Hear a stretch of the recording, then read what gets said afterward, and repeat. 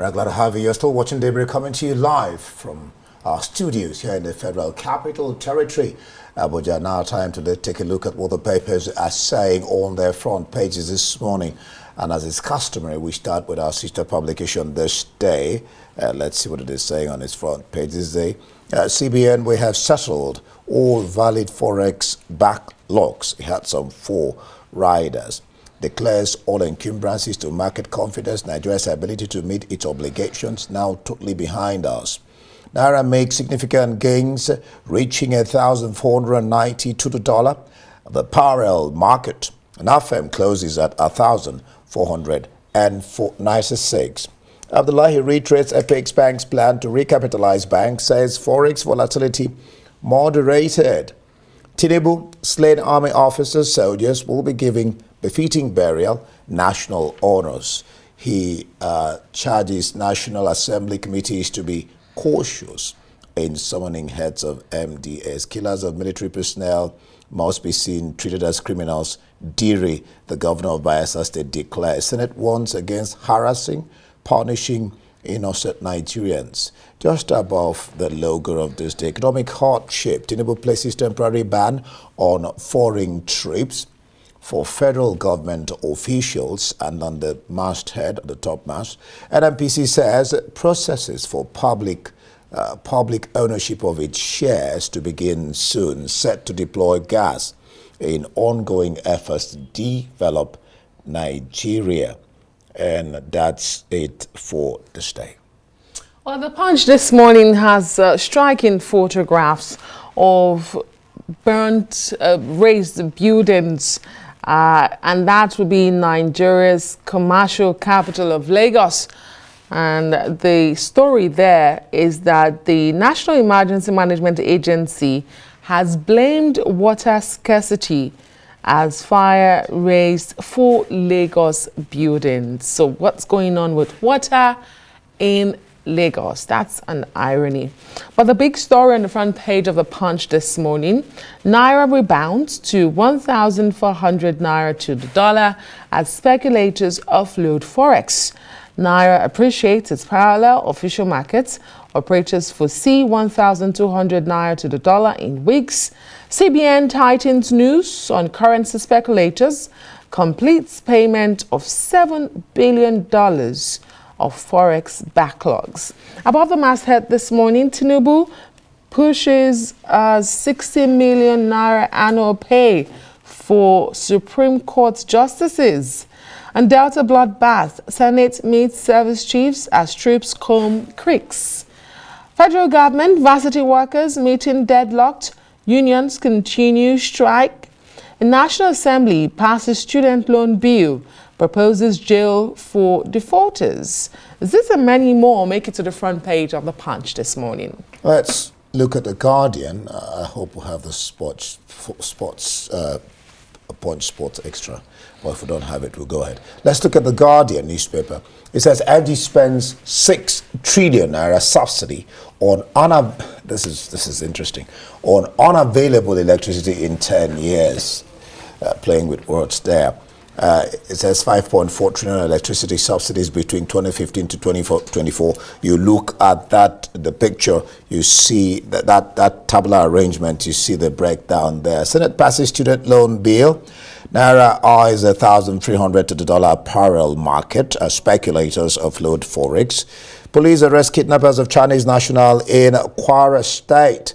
Army links jailbreak to absence of CCTV cameras and others. INEC says to CSOs, no election report, no accreditation. International organizations says to FGN, don't scare credible investors away. Settle with Sunrise Mambila Hydro. Okwama killings, Urobo monarchs, INC call for independent inquiry. And CBN says all valid Forex backlog cleared. You know, spending such a colossal amount on a service that has not been adequately delivered leaves you wondering. So what have we been subsidizing? If you're not subsidizing the electricity, you wonder what this whopping sum of 6 trillion Naira in a decade has been spent on.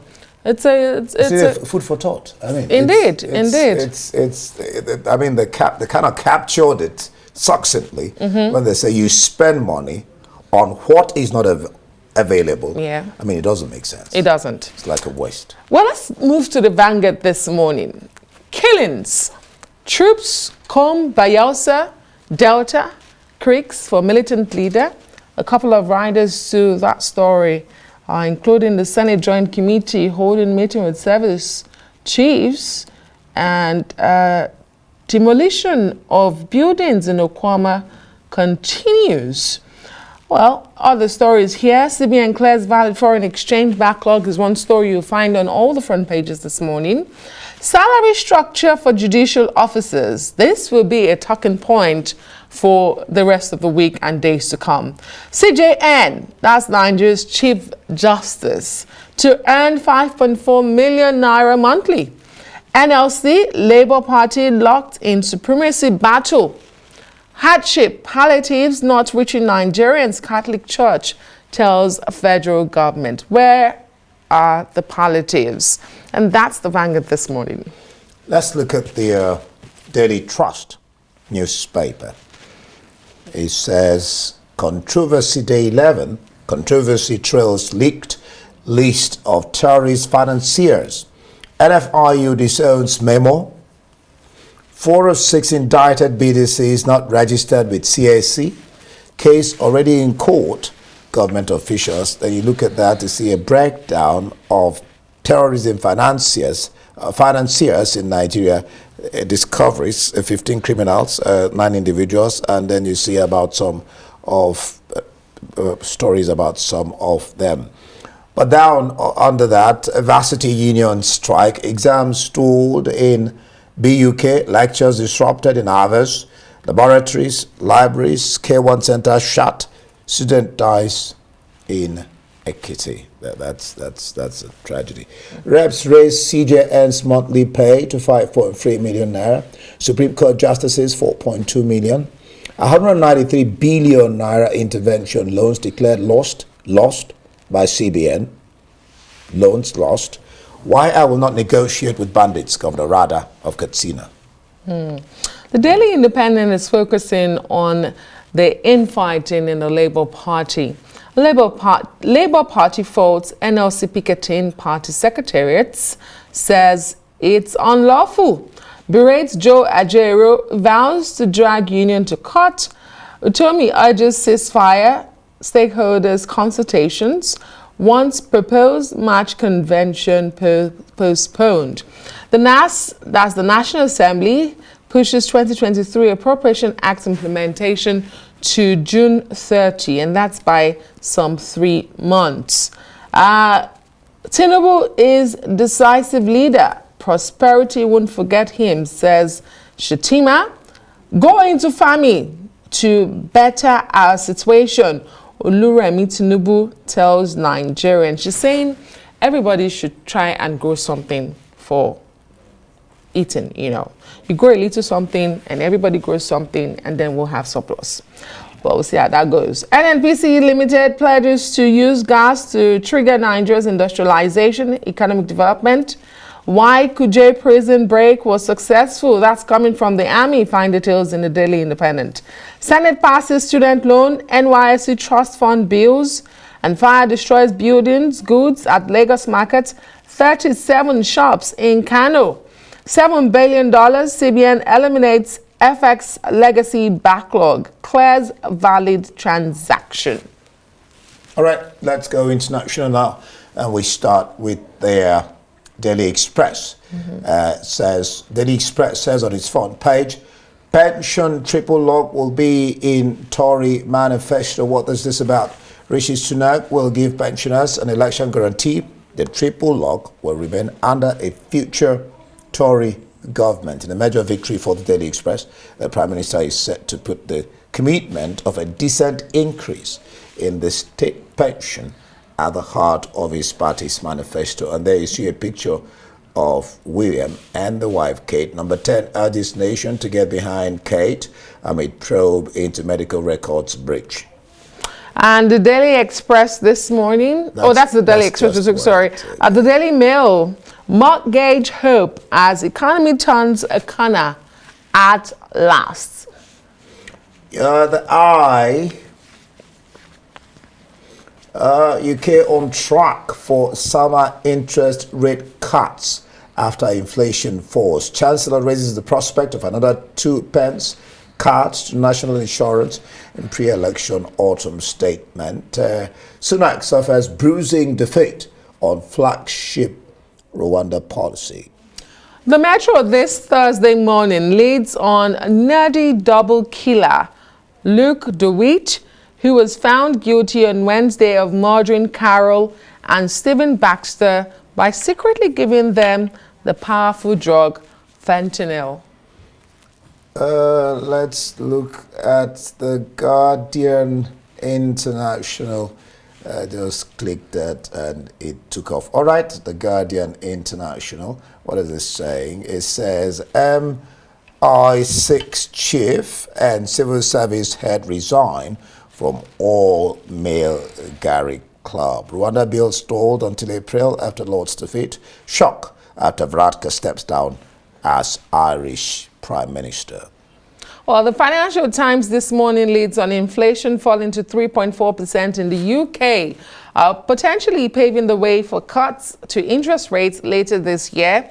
And its main picture is that of Leo Varadkar, who has shocked Ireland by unexpectedly announcing that he will stand down as the country's prime minister. And he's the youngest premier in the country so far. Yeah, the youngest. All right, the Daily Telegraph. The Daily Telegraph has on its page, mental health culture has gone too far, says Stride. What's the writer saying there? Everyday anxiety is not a medical condition, says Minister, in crackdown on worldlessness. What's that? Worldlessness. Princess Izzy's back to work with childcare project, and MI6 chief quits Gary Club amid sexism row. And if we have time, we'll take the Times this morning. Yes. So the Times' main story is the government suffering a series of defeats over its Rwanda asylum plan in the Lords. The paper also reports on Baroness Lawrence accusing Labour leader Sir Keir Starmer of failing to listen to her on issues facing black voters and people belonging to ethnic minorities. The comments were reportedly made in a private meeting, and the paper quotes Baroness Lawrence as clarifying that she did not doubt Keir's commitment to fighting racism and was always going to push the party to do more. One more time for one paper. All right. That will be it on the papers this morning. You're still watching Daybreak here on Arise News. Follow us on X at Arise TV.